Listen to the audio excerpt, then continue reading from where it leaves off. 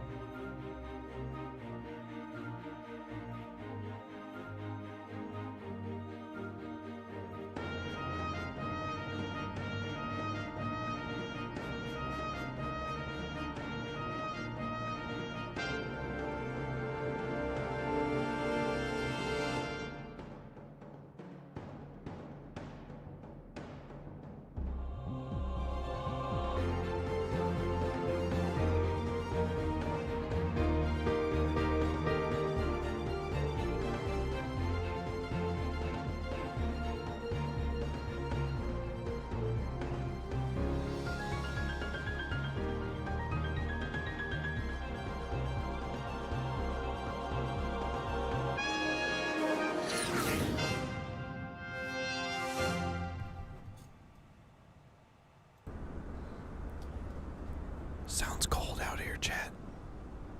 Sounds very, very cold. What is going on, everybody? Welcome back to the channel. Happy last minute stream in the Duke. I'm sitting here. I was trying to edit a Huey video because I'm obsessed with the Taogs Hangar Huey. I'm obsessed with the Miltech Blackhawk, so I've been trying to do videos on those, and then I just got the itch to fly a fixed-wing airplane. And we don't have a whole lot of time. I got about an hour or so, a little over an hour and a half, I guess, to before I'm going to go out with the wife here for a little bit for her birthday. And I said, you know what? We need to hit up Dutch Harbor, Alaska. You guys voted for the Duke. I kept trying to change it to either the Learjet or the Citation or the NAM CYS-11 with Revolution or Buffalo Airways. But then I realized, you know what? Maybe we'll do a little Alaska swing later. Next time we have a chance, we'll do a little Alaska swing, cover all those airplanes. But here we are sitting on the ground at Cold Bay, and we are in the Turbine Duke. Yes, yesterday I almost flew the Turbine Duke, but the crosswind was 35 knots, and I crashed it. Well, not really crashed it, but pretty much crashed it, as you saw there on the countdown thumbnail, because you just could not make the turn out of the little airport that I was trying to take off out of. It was pretty wild, 35 knot direct crosswind. But here at Cold Bay, I think it's going to be a little bit better. We got a little more of a headwind component this morning. I sped the time forward 1 hour because it's still dark up here in Alaska. So we're right about 9:15, 9:20 local time here on the ramp. The sun should be rising as we make our way over to Dutch, and we might have to shoot that NDB approach. As you can see, right now the airplane is already accumulating some ice and snow. My goodness, that's the worst I've ever seen it, actually. I hope we're going to be able to get this thing off the ground. So let's go ahead and we'll skip the shout-outs. We'll get right back to it, and we'll get this airplane fired up. So who's ready for some Duke flying? I got Beyond ATC going for a little background traffic, and then I also had Iveo up. There was a DC-3 that was flying out of here earlier, which was pretty cool. And it just gave me the itch. You know what, man, we need to do some more old school props. So I had the NAMC YS11. We might have to get the DC3 mod going again and do some flying up here in the cold Alaska wilderness. But today we take an overpowered, extremely expensive PT6 turbine to Dutch Harbor. So without further ado, let's get to it. So as you can tell here, I probably should have had the engine plugs in. We didn't have the engine plugs in. Let's go ahead and pull those off. Make sure we have anything here in the cargo bay. That looks good. We'll close that. We have snow all over our bird today. Make sure our blades rotate freely. They do. We're going to have to take a look at the icing procedures in this puppy here. All right. Beyond ATC's automatic traffic injection? It does, Gray Austin. It does. It does indeed. Man, we got ice all over the windows. Snow. Everything is... We don't have to pull anything else, right? We only had like a few tie downs there. Yeah, 2 tie downs.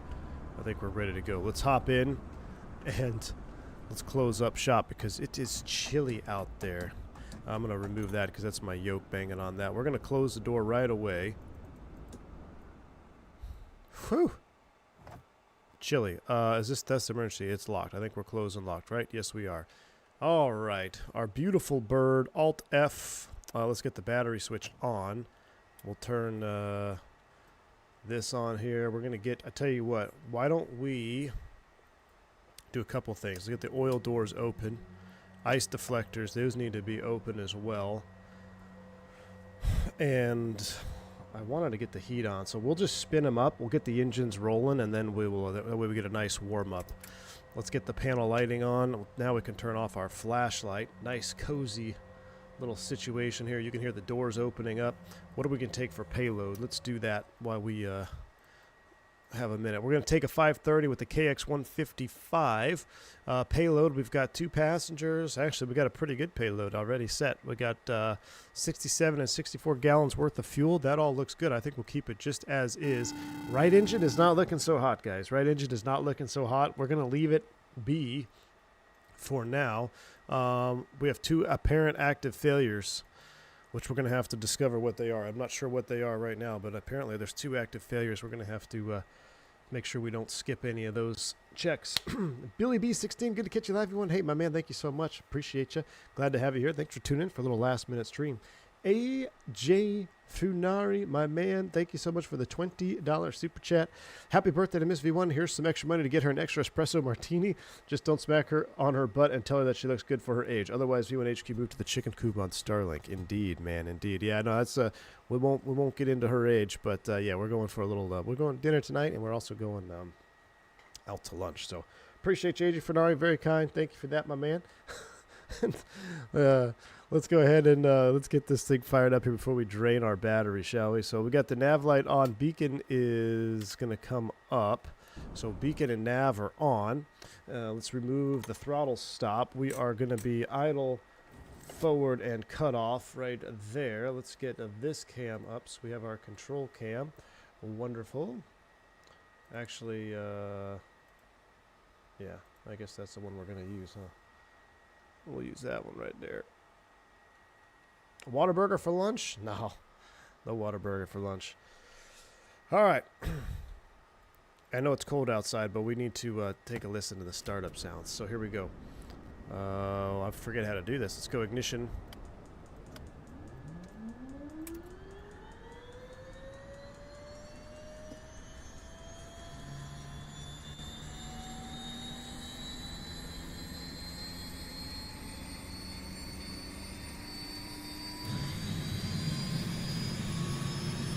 Hopefully the wind isn't blowing opposite direction.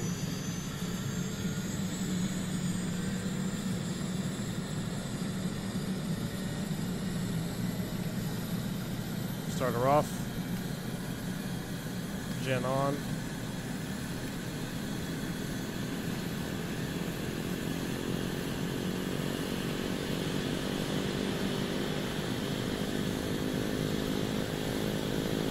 Oh, we got a good start on 2. Let's go ahead and crank number 1. We'll get them all warmed up. Golly, I love that sound.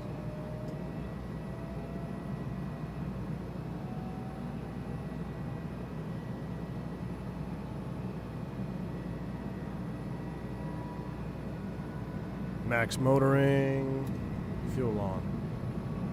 There's our light off. Much cooler on number 1. ITT's rolling back. 50% starter cutout.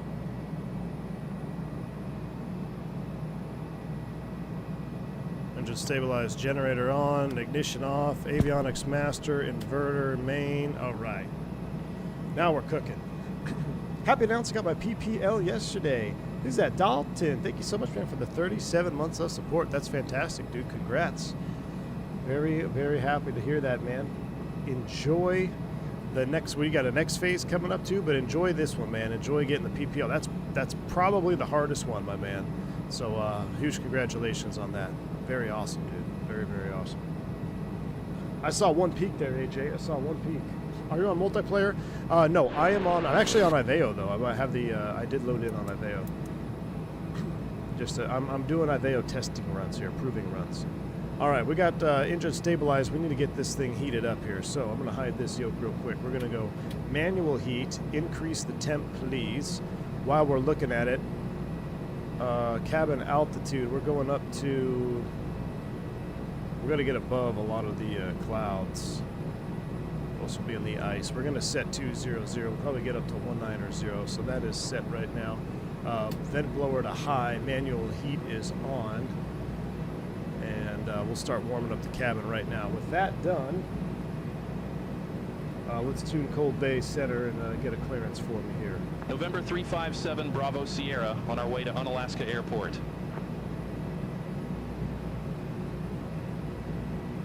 November 357 Bravo Sierra Anchorage Center, cleared to Unalaska Airport. Radar vectors Morty, then as filed. Maintain 4,000 feet. Expect flight level 260, 10 minutes after departure. Departure with me. Squawk Tree 062. Cleared to Unalaska Airport. Radar vectors Morty, then as filed. Maintain for 1,000 feet. Expect flight level 260, 10 minutes after departure. Departure with you. Squawk 3062. November 357 Bravo Sierra. November 357 Bravo Sierra, read back correct. Starter taxi at pilot's discretion. Hold for release. Report holding short runway tree. Start or taxi at pilot's discretion. Hold for release. Report holding short runway 33, November 357 Bravo Sierra. See you. All right, we got to get all our heats on. We got our clearance up to 4,000 feet, squawking 3062. I preloaded the GPS, which is awesome, so that is good. After start checklist, we'll start here. Lights, weather radar is on standby, avionics, inverter. Inverter fail light has extinguished. Parking brake, we'll get that cabin temp and brake. So that'll bring us to the run-up checklist, and we'll do that holding short of the runway. So before we do that, let's go ahead and figure out what runway we're actually going to be departing today. We'll go back to the flight planner here, take a look at Cold Bay Airport. Winds are 310 at 2.4. My goodness me, 310 at 2.4, gust 3.1. Best runway option looks like it's going to be runway 26. Or actually, runway 33 actually would be a little bit better.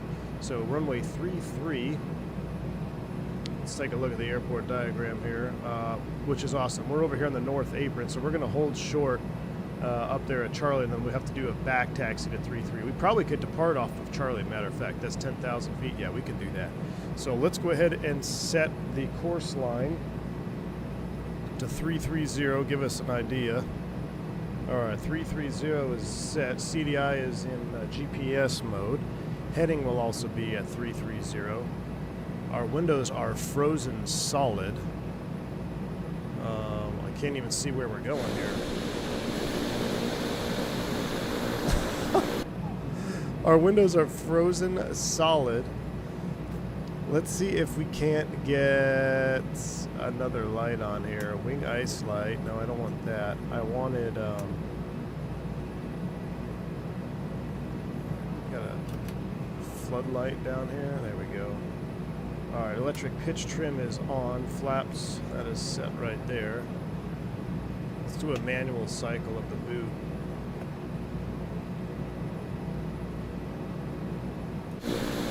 Hey, that worked. Look, it blew the ice off. That is so cool. So that blew the ice off. Let's go ahead and spin them up a little bit.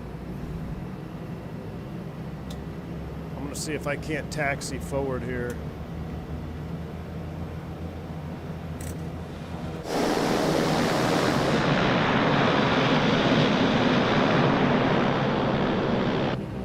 No, there's window heat. I just think it's so cold we haven't been able to defrost it.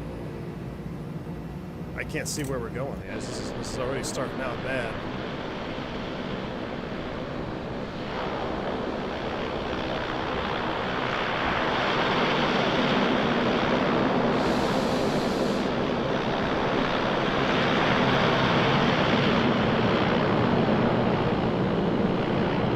We're going to hold short right up here.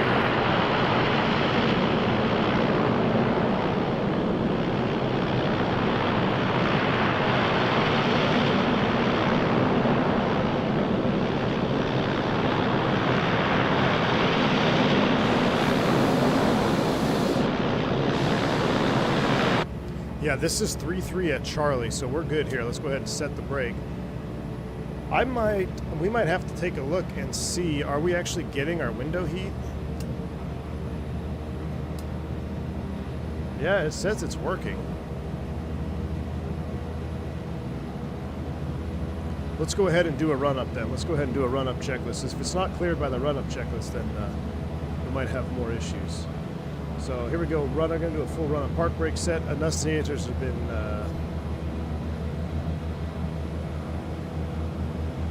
annunciator test lights.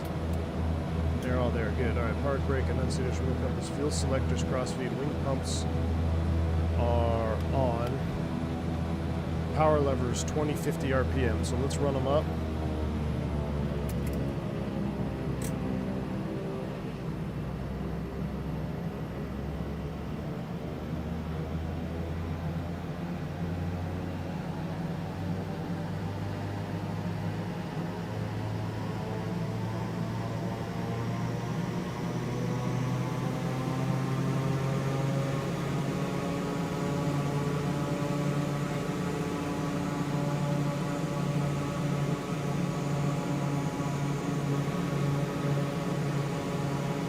All right, close enough there. Prop governor test, 2,000 RPM. Man, I forget how to do all this stuff.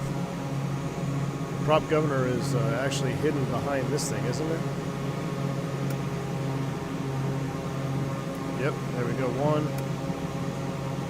Drop to 50. Should bring you back up a little bit. Let's try number 2 again. Yep, prop governor check. Power levers 2190 now. So we're going up to 2190 on the prop.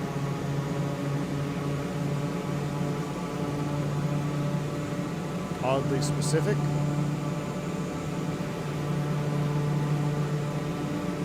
I tell you what we need to do too is turn on our headsets. There we go. 2190.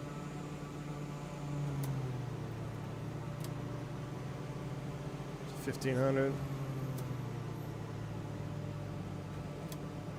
We're gonna do 3.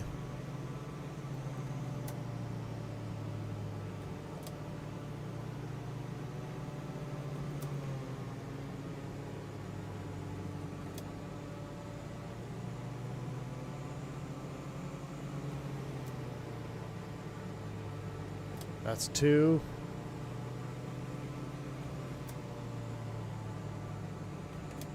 All right, engines are looking good. Power levers, we've done that. That fire detector test. That's one we don't really do. We got that. Fire extinguisher lights. That's actually pretty cool. I don't ever really do that test. So you got the left engine fire. You got the fire extinguisher lights and the master warning. That checks. Left generator, hold reset.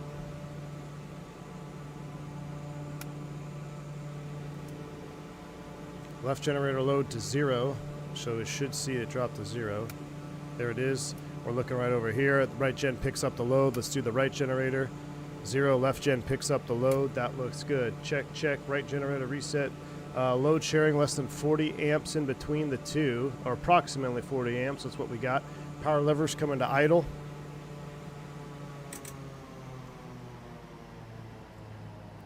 Oil doors open, ice deflectors on, instrument air, and no lights, which that's an important one for this flight, which it is actually, yep, in the green. Good. Instrument air in the green, no lights. Cockpit windows closed, cabin altitude, field elevation. We've already skipped that.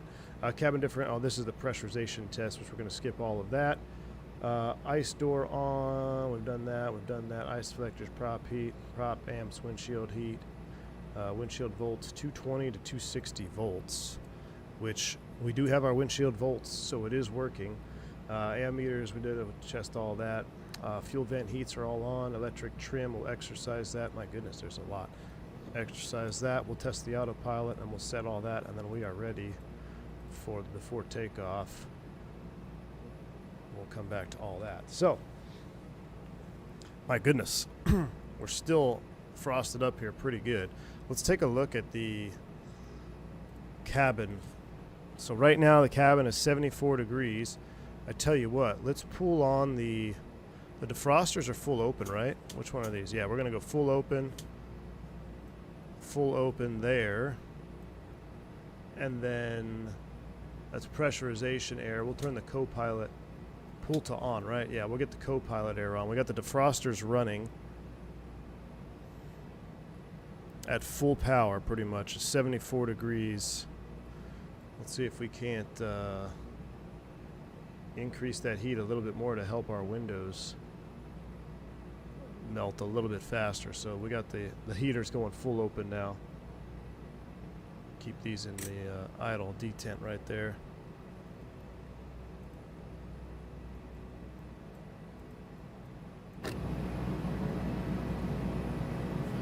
All right.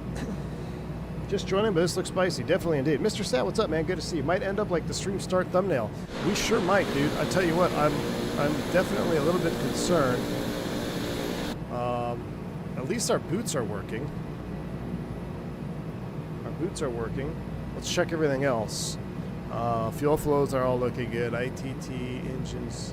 Not all our engine instruments are in the green. We've done all our check. Prop amps, ground prop test. We don't have any right prop. You see that?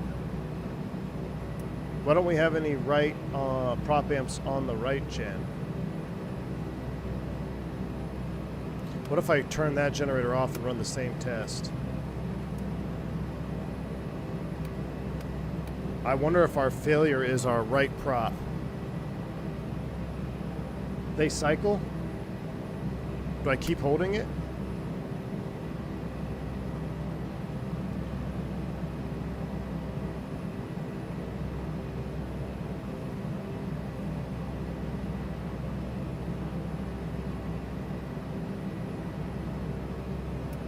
You see that?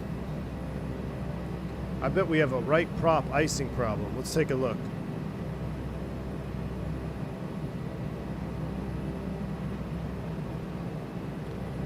Pilot and engine instrument lights.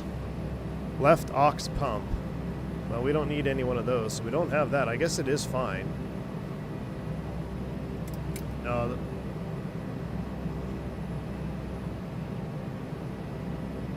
Man, are we going to really take off with our window completely frozen?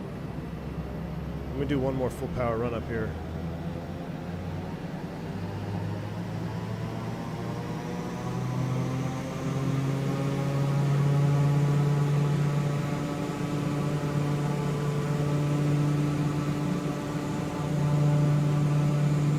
I need someone to come spray the window with glycol.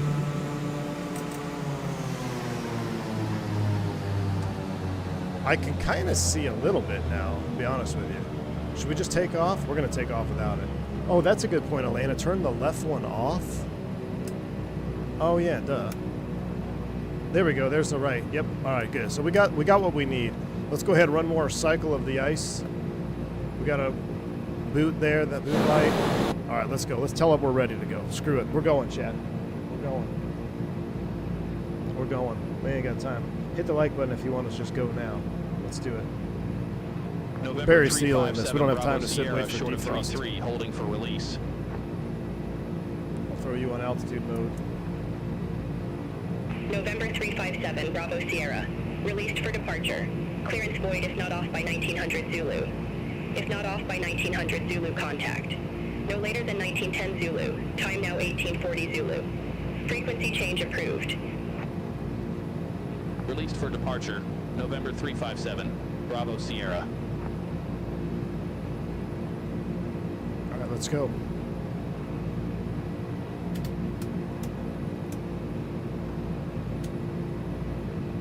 We're going.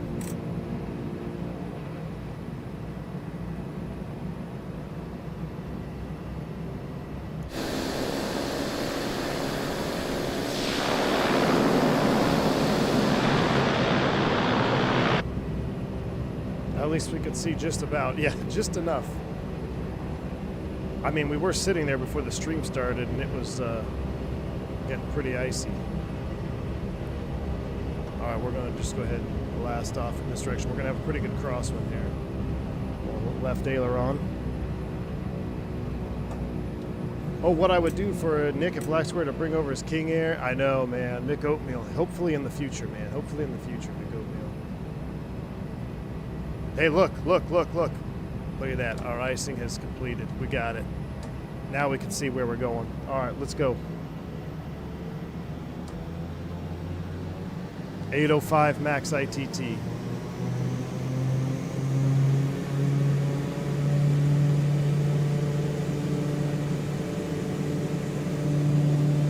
Brakes released. Whoa! Yep, that crosswind is strong. We're going to torque out on this one, so we'll keep the torque 1200.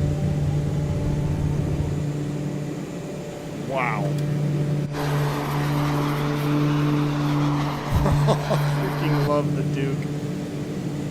Oh, it's been so good to be back in the Duke. Let's keep pitching up there.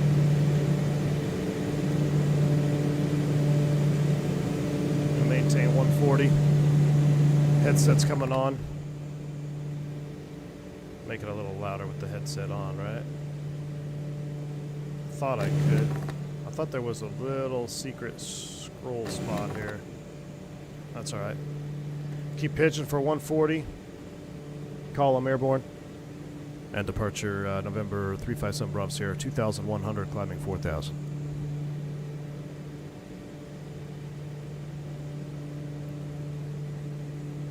Alright, we'll come back to 1100. Oh, my COM 1 radio is off. Why is that off?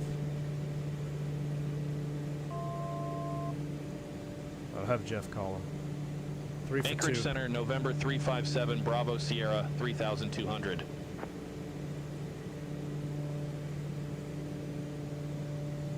November 357, Bravo Sierra Anchorage Center. Good morning. Radar contact. Climb and maintain flight level 260. Climb and maintain flight level 260, November 357, Bravo Sierra. I don't think we're going to go all the way to 26, but we'll set it right now. We'll get power back up. November 357, Bravo Sierra, turn left. Heading 245. Expect further clearance in about 2 tree miles. Turn left, heading 245, November 357, Bravo Sierra. We're going to take that next fix. There's our breakout. All right, we'll keep coming back to about 140 knots. We'll trim you out, get the power back up just a little bit. Props coming down. 2,000, 2,100. Do 2,100 there. 2,100 aside. Keep coming left to 245. What's after CDB? We're going to go direct to Morty. Activate. Set our course line.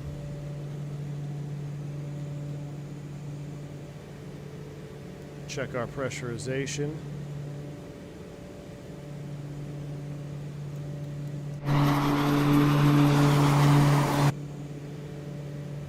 Now we're cooking. Coming all the way to 245. All right, let's go wing pumps off. Ignition, go auto. Flaps up, power is set. We'll go to auto heat while we're climbing up. We'll get a little pressurization air going too. What's going on with our cabin?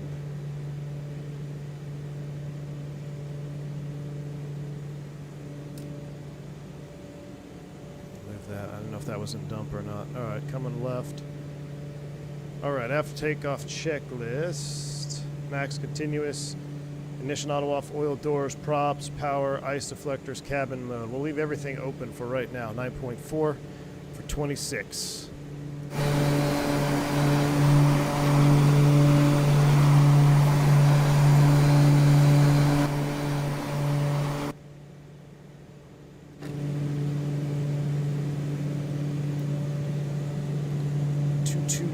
Really? 229, 245 is the track we want. 245 is set. There's 10K. Wing taxi landing lights are coming off. Beacon only. And this should be strobe and nav. Pitch up a little bit more. I guess we'll do 150. That's fine. We're a little bit late. So now we'll go ahead and engage that. Autopilot, attitude mode. And we could also just throw it into nav mode since we're tracking. Increase pitch a bit. Alright, vent blowers, auto heat, cabin is climbing 1,000 feet per minute. We'll increase you just a tad. I don't want to go all the way up to 20. We'll just, we're going to stop at, or 26. We're going to go to, 19. 19 is set.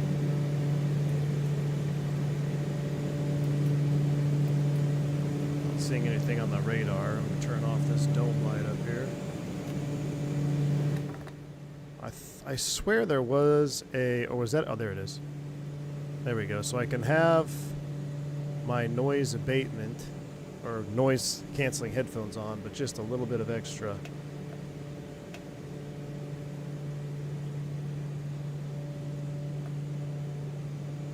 Noise. Alright, there we go. Get rid of the red. Alright. We're cooking. Mickey G, what's up, my man? Just dropping by. Goodbye. Goodbye, Mickey G. Aaron Blinky, welcome to Commercial Pilot, man. Glad to have you back on, my friend. Good to see you, dude. Little last minute of turbine duking. One of my favorite airplanes of all time in the sim. Absolutely. All-time favorite airplane in the sim. One of them. Since it's a Dobo, let's go ahead and run more. One more manual de-ice pressure cycle. You see that goes up. You'll see the ribs inflate on the wing. Actually, we can do it. Can we do it quickly enough? Yeah, you see how the ribs are inflated? Ribbed for AJ's pleasure. And then I didn't actually know that they simulated breaking the ice off of the leading edge, which is very cool. Black Square has been, I love Black Square stuff, man. It's just, it's goated.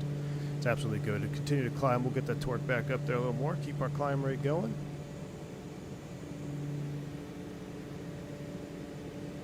Watching our 750 is all I want to push our right engine today. So let's actually come back. My right engine's at 40% health, so what I'm going to do now is I'm going to turn off the windshield heat to be our ice detector for us. I'll also kill the prop heats now. So prop heats are off, windshield heats are off, and we can go ahead and close the ice doors for now. If we start getting any more icing on the window, then we know we're going to reactivate those. Duke and Chill it is. Diabetic Lad, what's up, man? Good to see you here on a little Duke and Chill. Yeah, I'm actually surprised to get 200-something people in here for a little last-minute Duke stream. I'm literally sitting here at my computer trying to do some editing, and I just realized that I need to fly the Duke. I'm itching to fly the Duke. And I was going to do it off-stream, and I said, you know what, screw it. I'm going to go with, I'm going to show the people what they want. The Duke. We fly the Baron, the Bonanza. Well, I've flown them all, man. The Starship. And I'm not saying that there aren't, like, I think the Starship is more advanced. I mean, I know it's more advanced than the Duke, and there's more systems, and it's more to handle even than the Duke. But for me, personally, there's something about the Duke series, whether it's the piston, but especially this PT6 turbine Duke, is just, there's something about it that I never gets old. It never gets old. Whenever I come back to it, I am just smiles. All the time smiles. We'll go ahead and hit standard 29 or 9 or 2 here. Oh, blasted through that. Editing, Mr. Sat, yeah, not near as good as anything you're editing, man. And it's actually harder for me because I recorded a Huey mission on my home PC, and then I spent all night uploading it to this PC to try to do the edits, but I think I'm going to have to just edit and record from the home PC. So we'll see. Yeah, I did a little Huey rescue mission, man. I made a mission in Half Moon Bay last night where I flew the Huey to a car accident scene. It was super misty and foggy. I can show you guys in cruise. You want to see? What the heck? We'll watch it in cruise. Because I'm probably not even going to post the video. I'm going to can this project is going to be canned. And then I might do another one later. All right, we're leveling here. Let's go ahead and bring our props back to a more audible enjoyment setting. I like between 19 and 1800.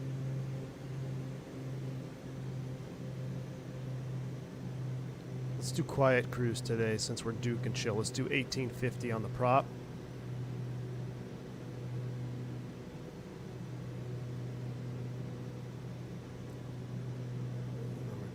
Just a hair more, come on. Here it is, 1850 aside. We're going to need to bring our torques back before we start overspeeding.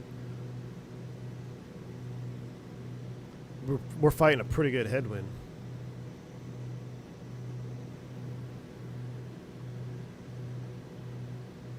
Let's bring number 2 back, 950, 940. How are we looking? I think 940 aside, that looks good. Let's do a task check. Right now we are at flight level 190 and the temperature outside is blistering cold. It's minus 35, 38. It's almost minus 40 C at 19,000 feet. So we'll scroll this in here. So we're at 190. Let me zoom in on it. We're at flight level 190, and the temp is, there's minus 40, November right about there. 357, Bravo Sierra, cleared direct Morty. Resumo navigation. 245 Roger, knots heading true. direct Morty, then resumo navigation, November 357, Bravo Sierra. Thanks. Oh, we're heading direct to Morty, which we are. We're navving. We're trimmed out. We're looking good. We're enjoying a blue hour sunrise. Look at this thing, man.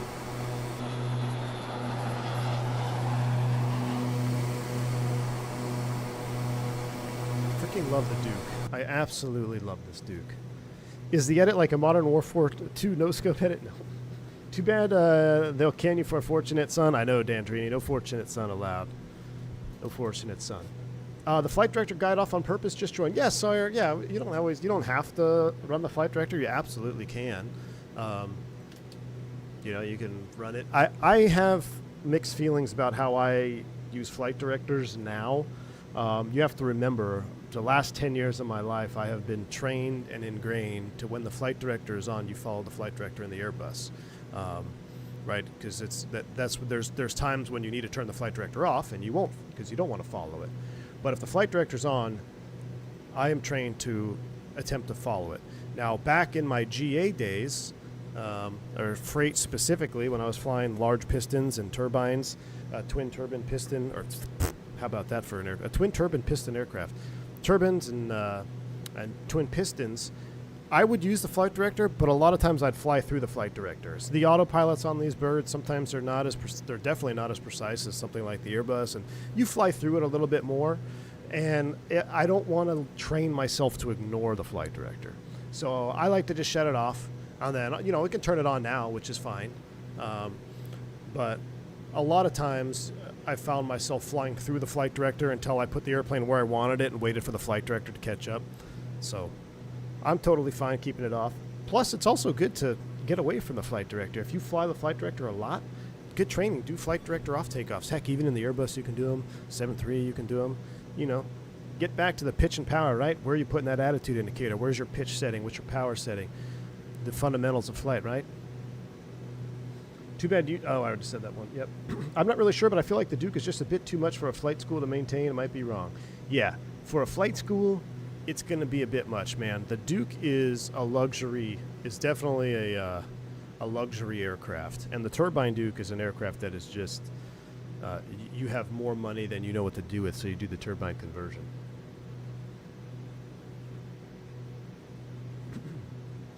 No TBM. The only reason I'm not in love with the TBM is the sounds, dude. And the reason being, the sounds is glued into the turbine arrow.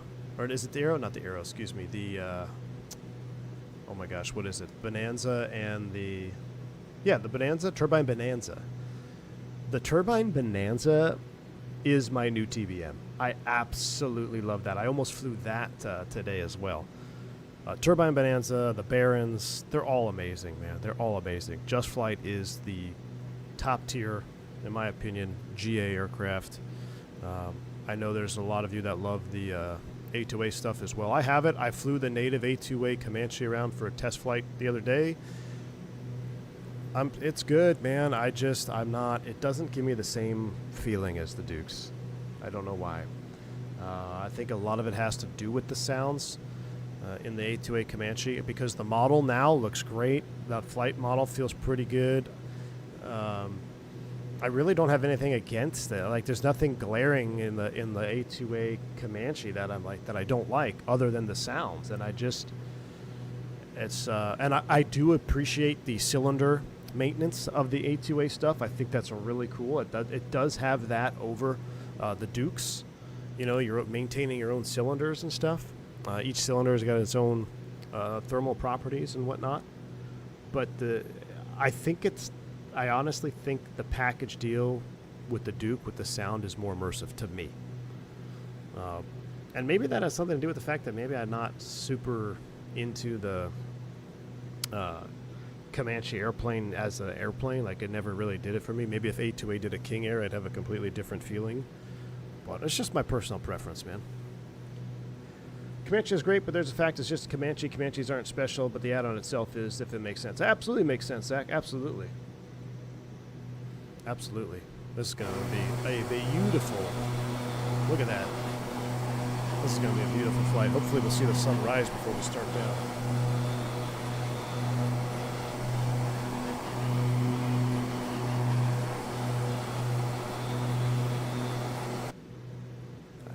So nice. All right, as we make our way up over Morty, let's take a look. As required, 25 max, 2,000. We're in a quiet cruise. That's all right. All right, descent is what we're set at. I do need to check the charts for Dutch. I haven't done Dutch in a very long time. I know they have an RNAV arrival, or RNAV runway approach, but so right now runway 31. If we look at the airport diagram, why is this Cold Bay? Padu.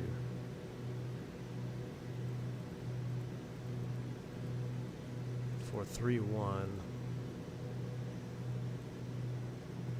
So this is the NDB circle, which I think we're going to do this for practice, because you could do the RNAV GPS Bravo, but how mid is that?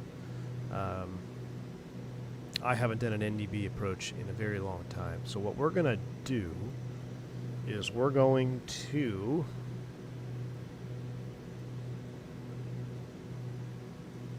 vector ourselves to the Dutch Harbor NDB, and then what we're going to do is track outbound on the 351 bearing and do a procedure turn. What's the highest terrain around here? 7,700 sector, altitude 2,000. So basically 6,000 feet. Because we could easily, we're going to come from this direction. We could join it straight up, but I think it'd be more fun to do a full practice approach. So we're actually going to go to Dutch. We'll do a procedure turn. So if we're coming in this direction, what we'll do is a right parallel outbound, essentially. Right? Or is that a teardrop? I could do a teardrop. We hit the NDB.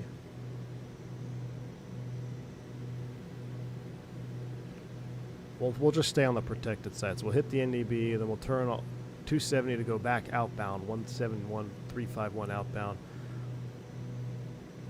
And then when does it say to do the turn? Remain within 10 miles of the NDB. Okay, NDB freak is 283. Do I even know how to tune an NDB on this thing? Where is our NDB? ADF. 2.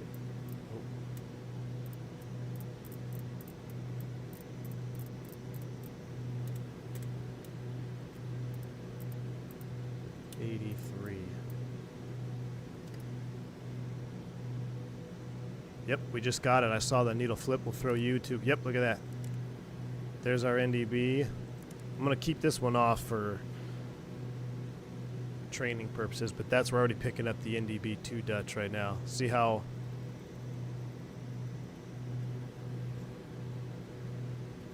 you could tell it's a little bit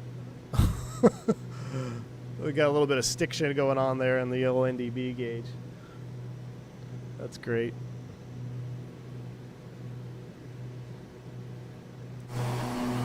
Wow, what mountain is that? We're going to have to come back and do Revolution or Buffalo Airways NM. What is it? The YS11 NAMC YS11 flight. Is Barry Seal piloting this? He's just getting warmed up, man. He's practicing. So 19 minus 6 is 16. 48 miles, 50 miles from Dutch. We should start down and plan across at 6 thou.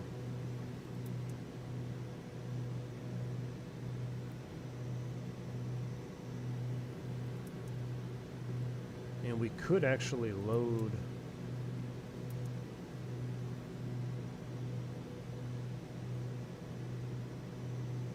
that's the wrong airport.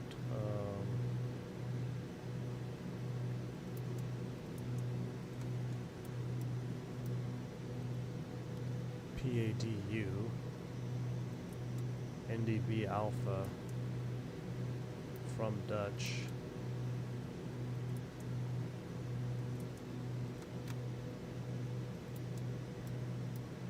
That's what it looks like there.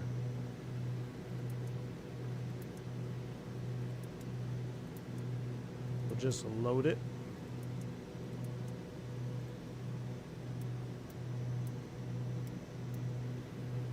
We'll load it for right now. Guess I'll be back in the Fenix for a while. My wind wing throttles are out for delivery. Oh boy, Al Loper, that's exciting, man. Wind wing Airbus throttles, huh?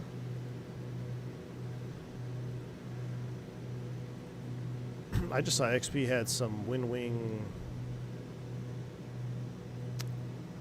rudder pedals show up. Alright, taking a look at this. Alright. Let me show you what I was working on the other night. Let's see. I don't want it to crash the stream, though.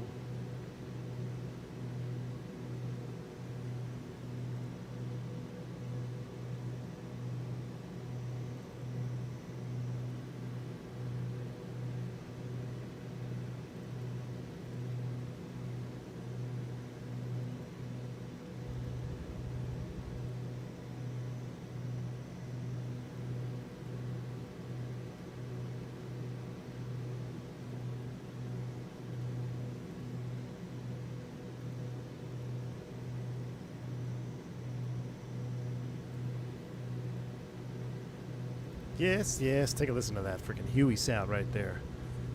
Alright, let's go ahead and get this thing airborne. So look at this weather that was in Half Moon Bay last night. What's up, Key6? Good to see you, man. Expect our nav runway tree 1. I'm going to just say Raja. Expect RNAV runway 31, November 357, Bravo Sierra.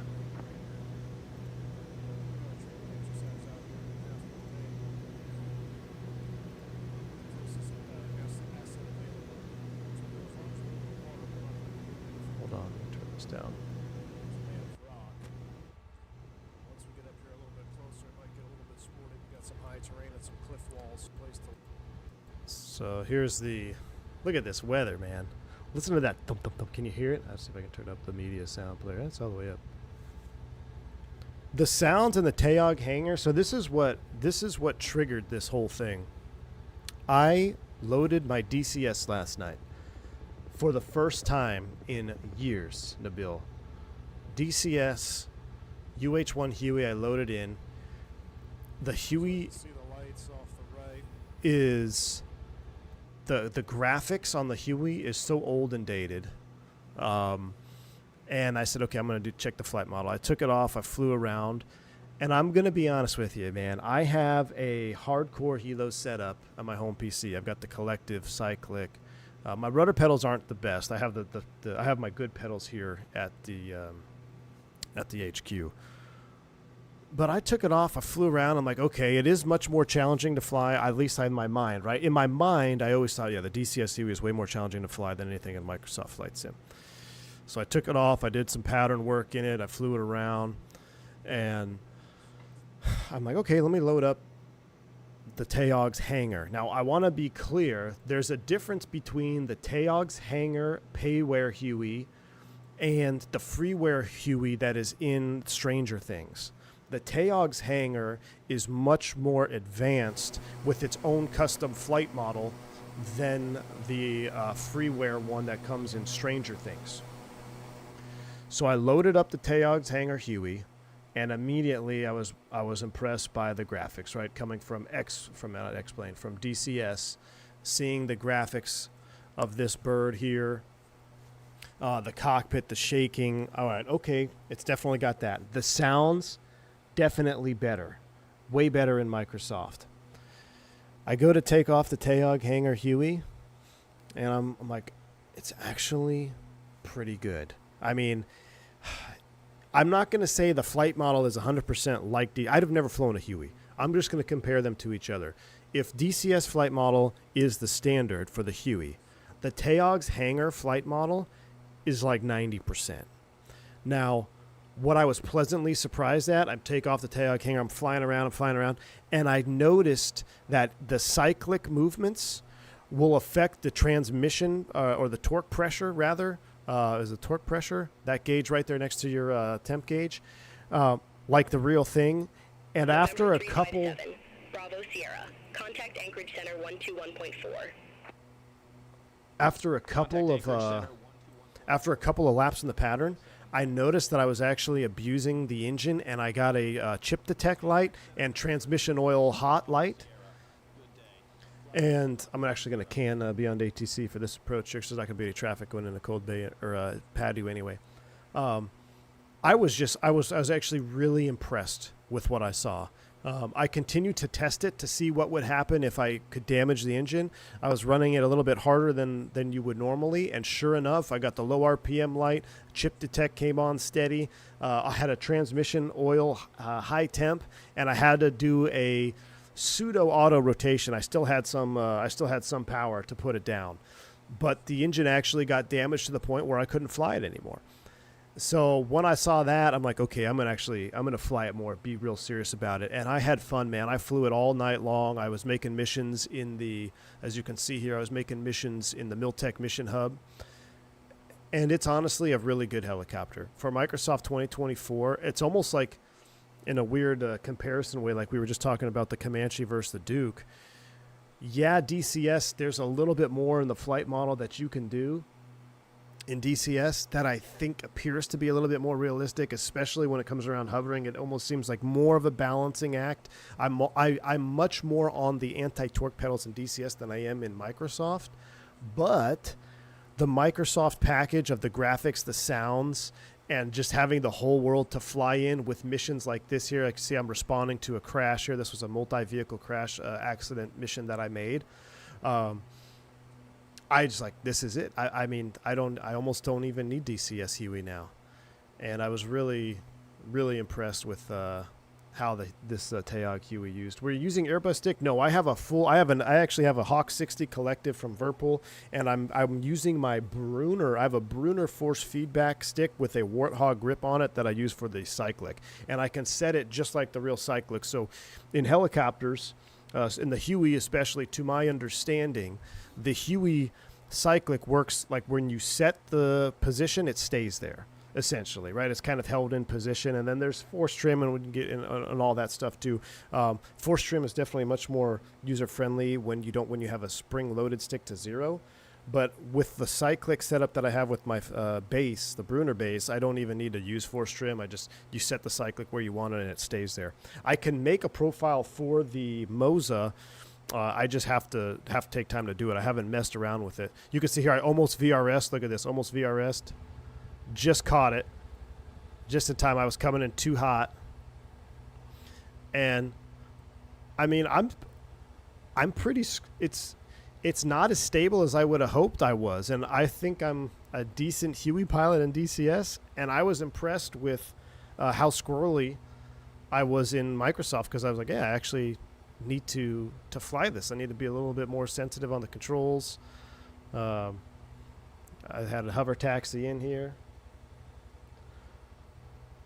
and then we'll see here. I'll run through this here with open the door. We set up to go back.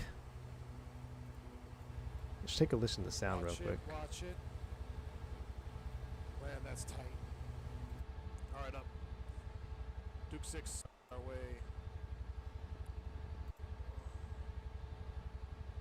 We'll get special weapons with air traffic control coming in through here as well. And then this is a cool part where coming in over the city. Burns,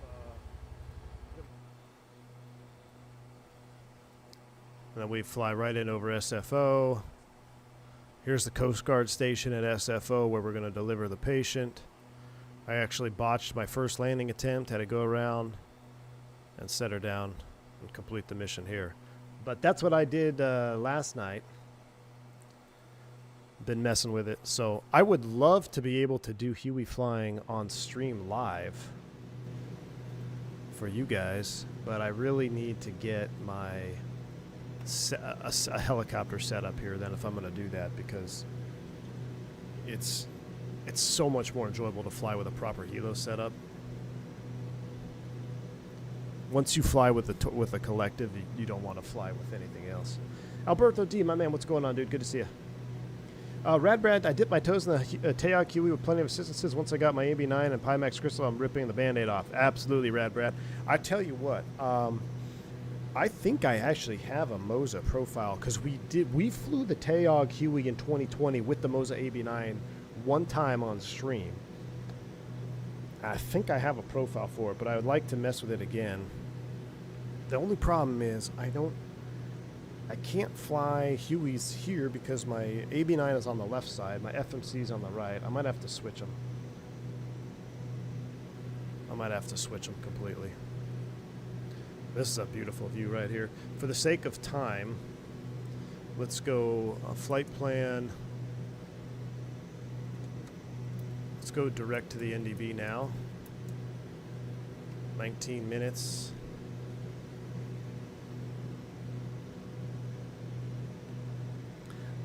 I don't know. Let's see. The wife is. It's already 12:15. Geez, we spent way too long on the ground. We're 18 minutes from Dutch.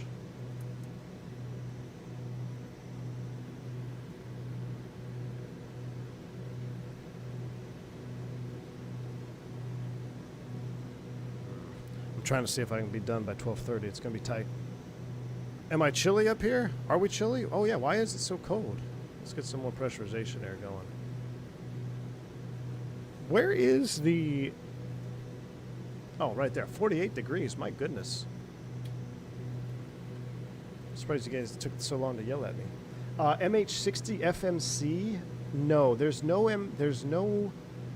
I don't think so, KW. I'd have to look at it. The MH60... MH60 doesn't have an FMC in the Miltech one. It just has like a weird kind of like panel thing. Maybe you could. Maybe there could be a thing to set it up, but I haven't looked that far ahead. Key 6, what's up? We didn't take him to Stanford Hospital. I didn't know where to find that on the map. And I was trying not to use any GPS, Key 6, so I was like, well, I could find SFO. There was one hospital I found, Key 6, in 2024, and I tried to go there the first time, and it wasn't modeled very good. There was like a bunch of those Microsoft stalagmites in the parking lot, and I couldn't find a place to land. Maybe, I don't know if that was the right hospital or not. There was one hospital I went to, right off of the main highway.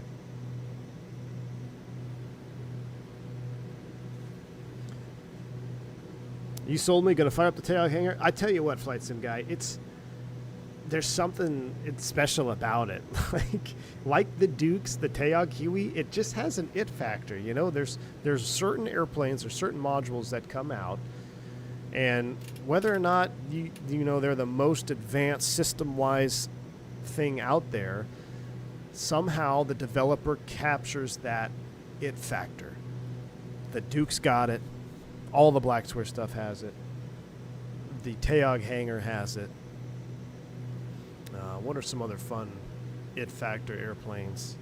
The MD-80, the Leonardo MD-80, as much as a pain it is to get it set up sometimes, it's just got a special little it factor.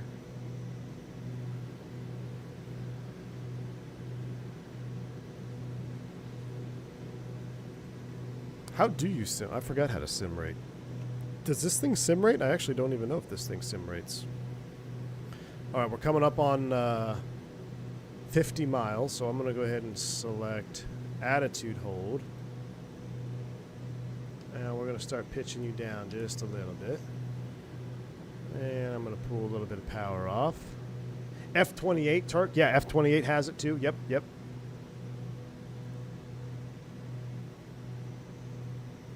The Lear 35 has it. You know, because it doesn't even have to be like, oh, well, the Fenix has it. Well, the Fenix is, you know, it's a really good Airbus. It's got really good texturing. The reason the Fenix is so good is because everything about it is amazing. Example, Lear 35, the textures are good, but they're not Fenix level, but it has that it factor that makes it so enjoyable to fly. The F28, I mean, I would say that, the F28 is almost like, it's almost Fenix level in texturing. It's really good, but there's something about hand flying the F28 that makes you want to come back, or at least me. It makes me hungry for more flights. There's just something special about the F28, even though it doesn't have reversers, even though it's not a modern FMC or anything like that. There's something in it that makes you want to fly it. And the Tayog hangar is Huey's got it for sure. The sound of it, max flying, the sounds is especially. But I want to be very clear, if you're unfamiliar, and I actually did not know this, that free Huey that we have in Sim Update 4 with Stranger Things, it is not the same as the payware version. So, because I initially did that, I'm like, oh, I already have it in my sim in 2024, so I loaded up, and I was like, this doesn't feel right. I didn't have my little clipboard to check VRS was installed, to do all these other things. I'm like, what's going on here? So I actually Googled it and found out that it is not the same thing at all. I'm like, oh, okay. So then I went and re-downloaded it. It's a Flight Sim TO official airplane, so you buy it from the Flight Sim TO essentially. And then once I loaded it up, it was great. I won't say it's completely different. It's the same airplane visually, but the sounds are different. The flight model is different. You have much more customizations. You have a high skid. You have a normal civilian. You have military. You have Rescue 1. You've got the fuel or the water pods and stuff. So it is not the same thing. The only thing that is the same between the freeware and the actual payware is the model. The model is the same. So you can see it. And the model is really good. Compared to DCS, I was actually a little bit disappointed because in my mind, right, your nostalgia effect, oh, DCS Huey is the best thing ever.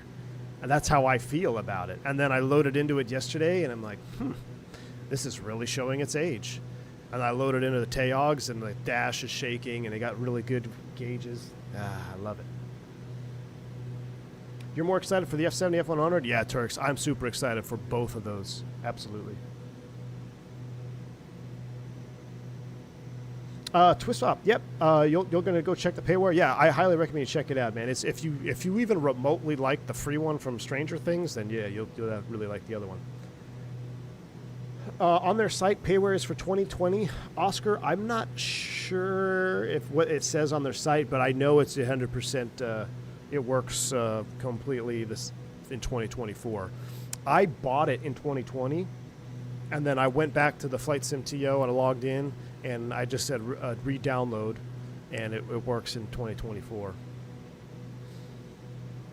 So even if it says 2020 on there, I can assure you it works in 24. And I want to say it has I don't know if it's a native update or what, but it doesn't say 2020. Like, you know, the airplanes that aren't compatible will have the 2020 logo on them in the aircraft selection screen. The Tayog Hangar Huey does not, so it must be fully rigged out for it.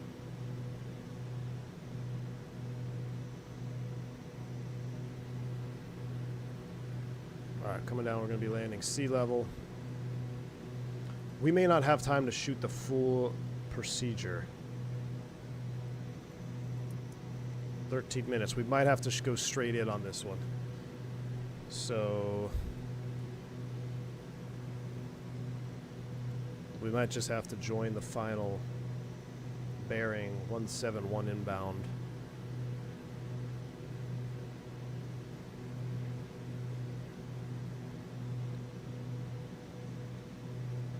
DCS Huey hasn't been updated for years. Getting old. Yeah, man. It's a shame because Scober, that is the DCS Huey, is what brought me to DCS way back in the day. Like before 1.5, like right after Flaming Cliffs, like one of the original DCS versions.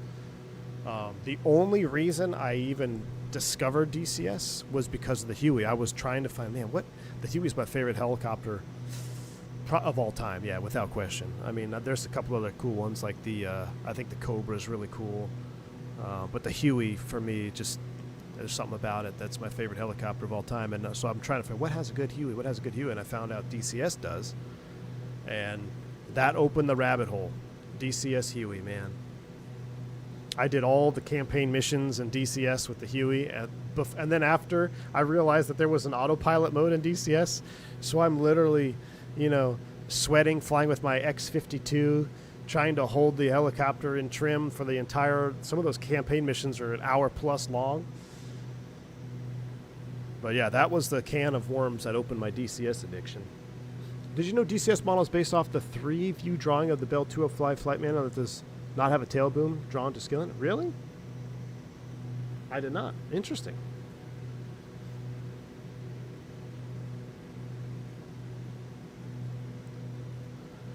I was lucky. I got 25 FPS. Oh, you're talking about FSX? Nice. Yeah. Who doesn't like it? Yeah, are you talking about this mission in FSX when you did the Dutch Harbor NDB and the King Air? Was it the King Air? I think that was the default Dutch Harbor one. All right, wing, taxi, landing lights are coming on. We're going to go beacon and recog. As we start down, let's run a descent check as we go into the icing conditions here. So, cabin altitude, ignition, auto off. We're going to go auto on both of those. Oil doors. Oh, I should have closed those when we got to cruise. Oil doors are closed. Ice deflectors. Let's turn them on. Power levers, engine performance, that all looks good. Approach checklist. We know how to do all this because we're professional Duke pilots, right? Set course to 212. We're 10 minutes out. That's the oil cooler doors opening up. Master caution normal. When was the last time you did DCS? Copter or Gangster Goose? It was when I was flying the AH-64. I got real heavy into the Apache. The Apache is what actually, I talk about opening our separate addictions, right? So the Huey is what opened up my DCS addiction. And then the Apache is what opened up my helicopter hardware addiction. So I went full blown. I got a cyclic set up. I originally had the VKB, then the Verpul, and then eventually I got into force feedback, right? I actually got the Brunner force feedback side stick base for helicopters. I got the collective from Verpul, and my buddy Bert, we did a few streams. If you want to watch them, they're still on the channel. We did a few streams in the Apache H-64. My friend Bert, he was a hardcore Apache guy as well, and he was really good at running the, CPG, the gunner seat. So I would fly, and we got onto those servers and wreaked havoc in the Apache days. Had a ton of fun flying that. Yeah, I mean, we flew that thing a lot. But then after that, I think that was the last DCS stream I actually did years ago. You substituting the NDB? Well, I was going to do the full NDB with the procedure turn, but I think we might just track the 171 inbound because 12. I got technically I was supposed to be leaving in 4 minutes.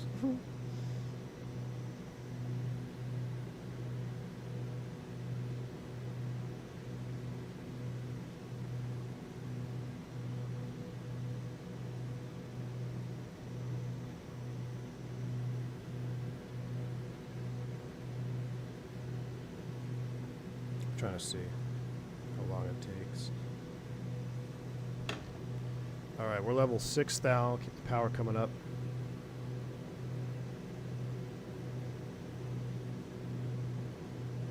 For DCS, you have to have track IR. It's a mandatory. Oh gosh, what am I doing? Watch the torque there. Zippy, for DCS, you will not enjoy DCS without track IR. It would be not enjoyable unless you're flying, say, something like the C-130, where you're going to be strictly cargo operation. You got to have deep track IR, and I actually got my track IR up for last night in the Huey on my home PC because I do have track IR. The other thing, Zippy, with DCS, and this is my experience with it. Maybe you guys could agree or voice your opinion in the chat. For me, DCS, if you're going to enjoy it, I guess not enjoy it. To get the most out of DCS, I feel like you either have to do one of two things. You either have to be active in the multiplayer servers online, right? So you're flying against other pilots online with other pilots against other pilots, or you have a group of guys where you have your own missions. You do mission night or whatever, and which we actually started a squadron called the War Dogs. So you got to do one of those two things. Now, not really a problem, but with a caveat to that, if you're going to fly online or do hardcore missions, you have to remain proficient in the airplane that you want to fly. It's not like Microsoft 2024 where we can, jump in the 7.3 this flight, then we'll jump in the Airbus, and we'll jump in, the CRJ, or we'll jump in that. It's all the same thing, right? Push forward, pull back, FMC directs all do the same thing. They just call them different things. In DCS, if you're going to be effective in, say, the F-18, for example, you will need to literally study all of the systems on the F-18 that are simulated, and then you're going to need to practice and become proficient with them. You're going to need to become proficient with your HOTAS and how you're going to bind things and switch things around. Because it's not like you're just sitting up here in cruise and you're like, okay, let's select air-to-ground mode. Let's select this mode. No, you have to do all that stuff very rapidly with the pressure of being engaged and shot down. And if you continuously get shot down, it becomes a startup simulator, and that robs you of fun. Kind of goes in with stability. If you have an unstable rig and you're trying to fly DCS and you spend 20 minutes to get your aircraft running from cold and dark and all planned out, you take off and get shot down, or you have a crashed desktop before you even, get halfway to your destination, it becomes a startup simulator, and that will drain, at least for me, it drains the fun for me. So you have to be proficient. You have to actually practice to get the most out of it, in my opinion. Now, you can dabble in it, and have fun in single player, instant action to learn. I'm not saying that's not fun, but to get the most out of it, there's nothing like booting up a cold and dark F-18 on the carrier, and you got your buddies with you, and you're going to go strike a target, and there's another group of guys that are trying to defend the target. That is a very immersive and very rewarding experience when it is successful. But if you don't know what you're doing in your airplane, you're not going to survive in a virtual fight very long. So for me, I just don't have the time to stay proficient anymore. I don't have the time. All right, 3,000. Starting down. It's 12:30. I'm supposed to leave. It's worth.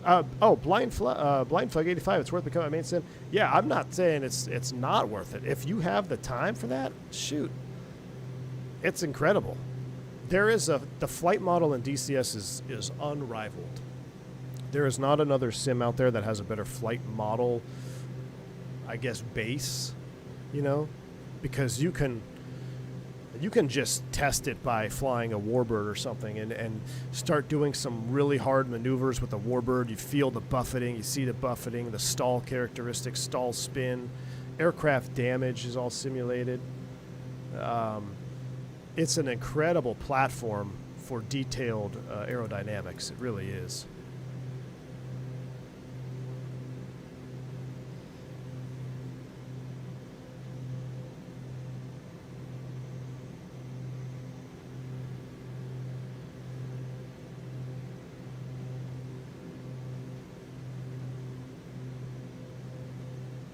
All right, wife is ready for pickup. We got to make this straight in a pro. We're actually gonna have to. Hopefully, we actually won't shoot the NDB. I'll make it up for you. We'll do an NDB full procedure on the next time we come here. But we're gonna actually circle inbounds. We're gonna cross midfield, and then we're gonna have to circle for 3-3. Is it? Or yeah, 3-1 rather. We're gonna shoot across the field and circle for 3-1. Right now, weather, winds are variable at 4, so actually, yeah, it's not going to be too bad at all.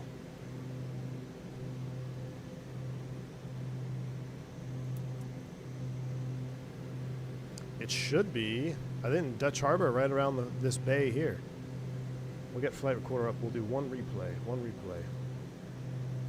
Hotshot, what's up, my man? Mr. Boris is in the house. Hey, where's my PMDG sound pack, dude? What's going on? Or we could fly around this way. That would be a cool approach right there. Startup Simulator, crazy aircraft. Yeah, Startup Simulator is not. It gets boring. It gets old rather. Starting up over and over gets old very fast because it's not. Oh, connect ground power, start the APU, program the Flightbox, or program the FMC. Push back and start up. It is, all right, power up. If you got to connect all the ground power stuff, got to connect the air if you need it. Then you got to go ahead and begin the alignment phase. Then you got to program all of the waypoints like a SIVA, essentially, depending what airplane you're in. Then you got to program all your munitions, right? What are your fuses going to be doing? What are your, are you using like CBUs where you got to configure different heights and stuff like that? You got to get all that configured. Then you got to get all your data link configured. We're going to go into heading mode here. You do all that stuff, and then you taxi and forget you actually never hit the rearm menu. So then you got to go back, shut down, relaunch the rearm menu, get loaded, and then you can finally get out of there and get airborne. All right, what we're going to do is we're going to go PADU, enter. So what I want to do is this. I want to go direct airport. I'm going to put you in OBS mode, and it's runway 31.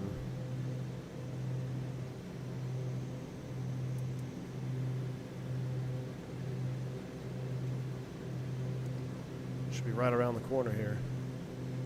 I guess technically I should. Does anybody make sure there's nobody around us on the? There you go. Dutch Harbor traffic, Duke 357 Bravo Sierra, about to 5 miles to the west-northwest out of 3000. We're going to overfly and make a left traffic for 31 Dutch Harbor.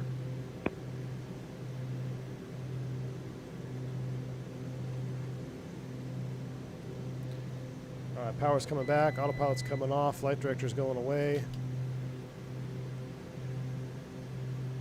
We're going to drop it in here.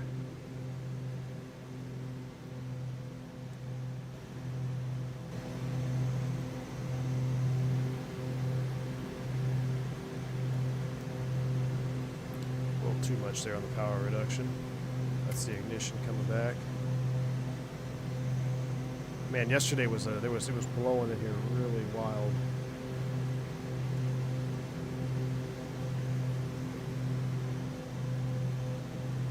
.140, we're looking good.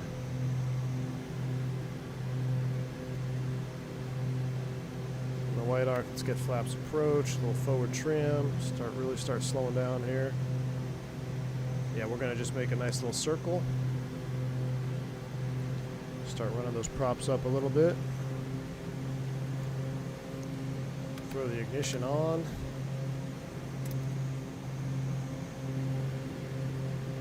Gears coming down.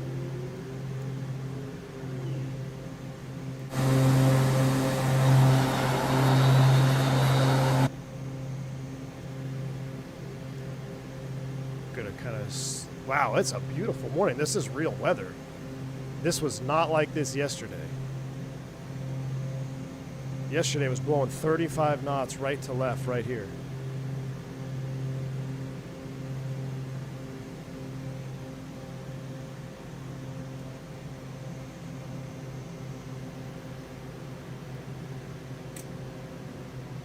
Update the altimeter a little bit, 2972.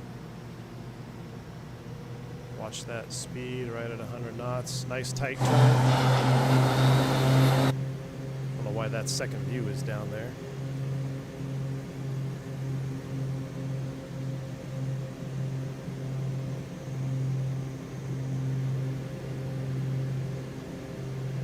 Getting ready to roll out on final full flap sim. Props are coming up.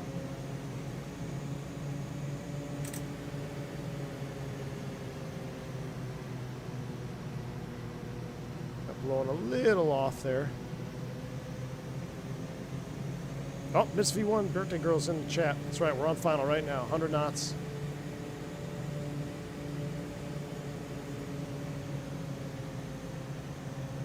I need to get, I wish the Orbix Dutch Harbor was available for 24.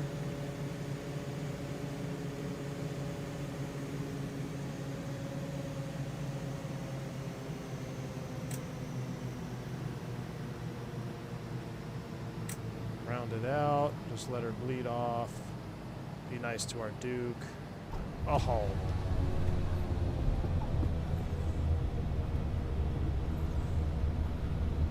Just a nice little beta reverse. Ladies and gentlemen, welcome to Dutch Harbor. Let's go ahead and take the right turn right here. Flaps are coming up.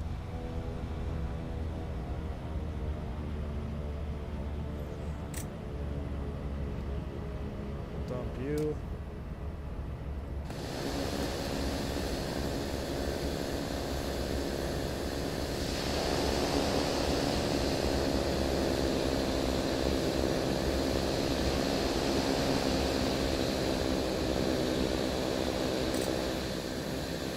We'll set it down right here.